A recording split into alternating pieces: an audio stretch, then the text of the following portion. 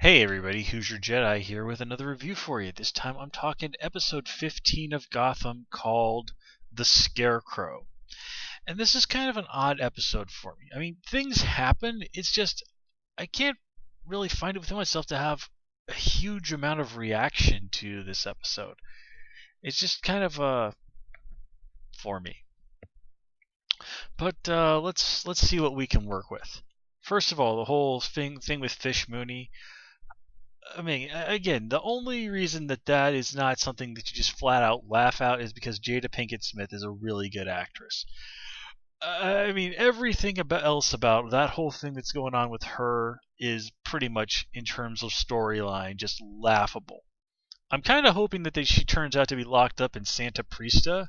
That's the island nation where Bane came from. And if you're familiar with the character from the comics, he actually grew up in a prison. It was basically sort of like it was considered if your father commits a crime, the child must pay for it as well. So he was literally locked up while his mother was still carrying him, and literally grew up inside a prison. But yeah, and let's see what else.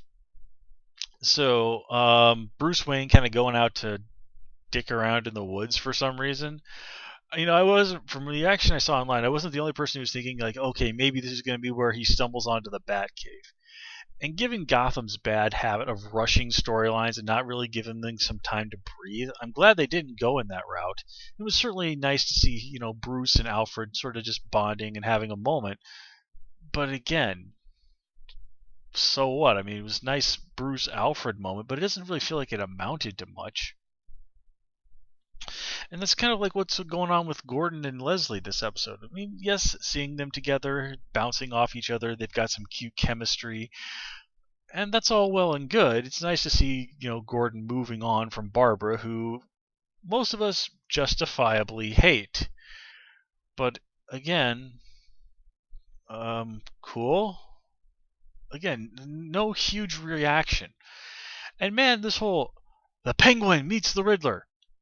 Like, okay, these two guys meet and they don't get along. That's it. And Penguin, you know, vaguely threatens Riddler, which I guess, you know, nice moment for Robin Lord Taylor. He handled that well, but again, really, you know, you're gonna hype it and hype it and hype it, and this is what we get. I mean, it does fit. I mean, the Gotham bad guys have traditionally never gotten along with each other very well, with Poison Ivy and Harley Quinn being a rather notable exception. And then there's the whole thing with what's going on with Dr. Crane this episode, and how we get to see a little bit more of young Jonathan Crane here. And that's okay, but again, it just doesn't provoke any sort of really great reaction to me.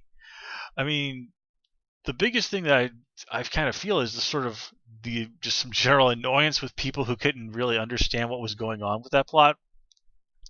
Like when Gordon and Bullock talk to the principal and she says, okay, Crane told us his wife died in a car accident. And then Gordon and Bullock go and they check, using microfiche of all things, and see that she died in a fire. I remember seeing somebody online going, so why did the coworker lie? Like, okay, moron, it wasn't the coworker who lied to Bullock and Gordon. Crane lied to his coworkers, who apparently none of them read the paper. You know, sometimes I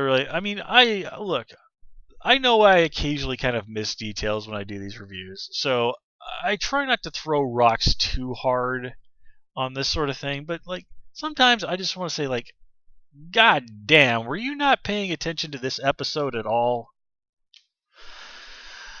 And let's see what else. Okay, we also see, you know, Maroni and Falcone kind of bouncing off each other. And it's sort of nice to watch them sort of be evil mobsters together. But this is, again, just because we've got two really great actors together in a scene where they can really play off of each other. But again, it just doesn't really feel like there's a huge amount going on there. I mean, oh wow, what a surprise. The murderous mobster, Falcone, is willing to betray Penguin. Wow.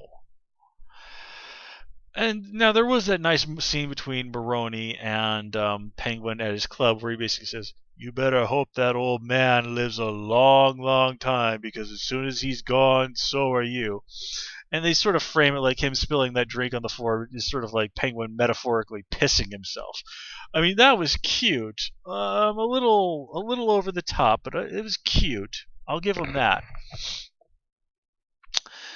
But that's all that it really was. So basically, Penguin's really going to have to step up his game if he wants to get out of this alive, which is great. But we really need to see something from him big, and we need to see it soon. I mean, pulling off that escape from the car crusher last episode, that was pretty slick. I'll give him that. But that just sort of feels more like the Penguin scraped by the skin of his teeth. And we've seen enough of the Penguin scraping by the skin of his teeth.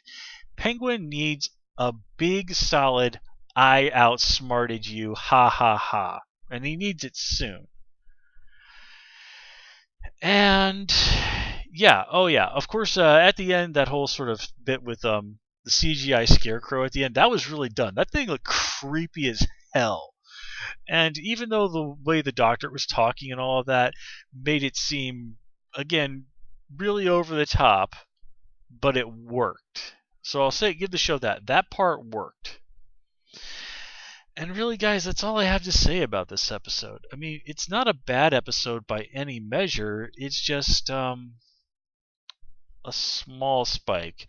When basically a Batman show should be a big spike, if you get what I'm saying. So, sad to say, that's where I'm going to leave it. As always, please comment, rate, and subscribe. And of course, you can follow me on Twitter at Who's Your Jedi. Till next time, take care and have a good one.